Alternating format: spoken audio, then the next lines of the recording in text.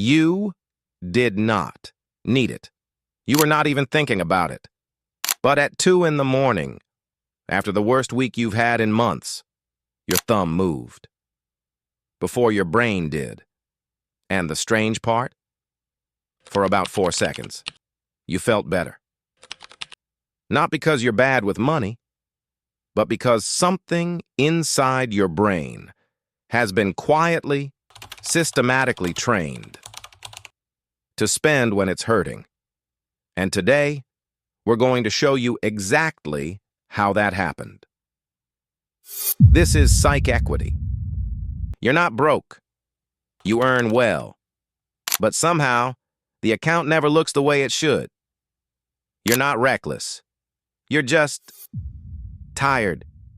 And when you're tired, spending feels like the only thing. That's actually for you.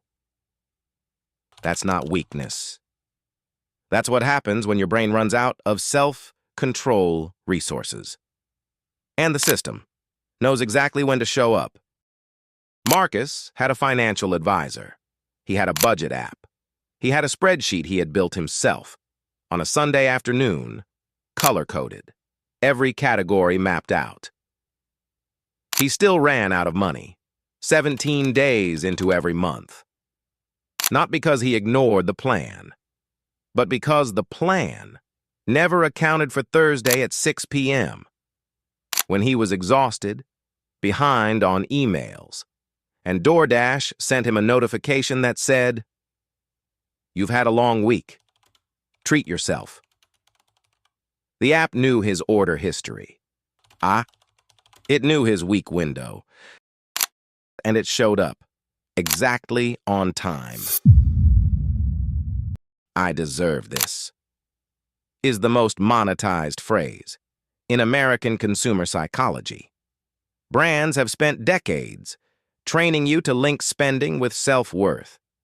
Stressed at work? You deserve a treat. Skip the gym. You deserve comfort food. Made it through Monday. You deserve a subscription, a delivery, an upgrade.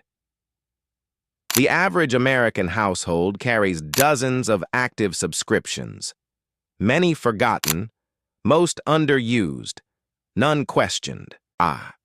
And underneath all of it is the same belief that spending equals self-care, that buying something is the same as doing something for yourself. Because the less friction a purchase requires, the less your brain registers it as a real decision. Contactless payment, one-click checkout, saved card details. They're not convenience. They're psychological bypass surgery. Here's what's actually happening inside your brain. After sustained stress or self-denial, a hard week, a skipped meal, a tough conversation, your prefrontal cortex, the part responsible for long-term thinking, becomes depleted. Psychologists call this ego depletion. And when that region goes quiet, your limbic system takes over. That's your emotional, impulsive brain, the one that lives in the present. It doesn't think about your savings account. It thinks about relief right now. Retailers and app designers understand this cycle better than most therapists do. They target you at the end of the day, after long shifts, on Friday evenings. They don't want you thinking clearly. They want you to feel like you've earned the right not to think at all. Most people don't realize this. The timing of when you spend matters more than why you think you're spending. Here's the uncomfortable truth. You don't have a discipline problem. You have an environment problem. The system around you was built, specifically, deliberately, to catch you at your lowest moment and turn that exhaustion into revenue. The guilt you feel after? That's not failure. That's the proof that it worked on you, exactly as designed. So here's what actually rewires this. Not discipline, not budgets. Identity interruption. Most people don't realize this. Research on implementation intentions shows that people who define themselves before a decision, not after, spend dramatically differently. Not, I should save more, but I'm someone who only buys things I've thought about for a day. That single identity statement changes the default. Second, map your week window. Everyone has one. A specific time of day when ego depletion peaks and impulse spending spikes. For most people, it's between 6 and 9 p.m. Block purchasing apps during that window. Not forever. Just during the hours. The system is hunting you. Third, redefine what deserving means in your own language. Write it down, literally. I deserve financial breathing room. I deserve to not feel this panic.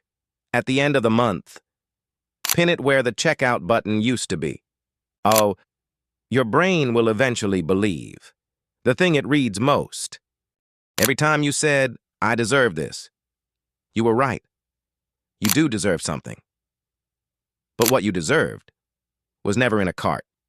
It was never in a notification. It was the version of your life that spending kept delaying. The phrase was borrowed. The debt was real. Next video. We go inside. The psychology of why your brain physically cannot tell the difference between buying something and gaining control over your life. They activate the same neural pathway. And once you understand that, you'll never look at a checkout page the same way again.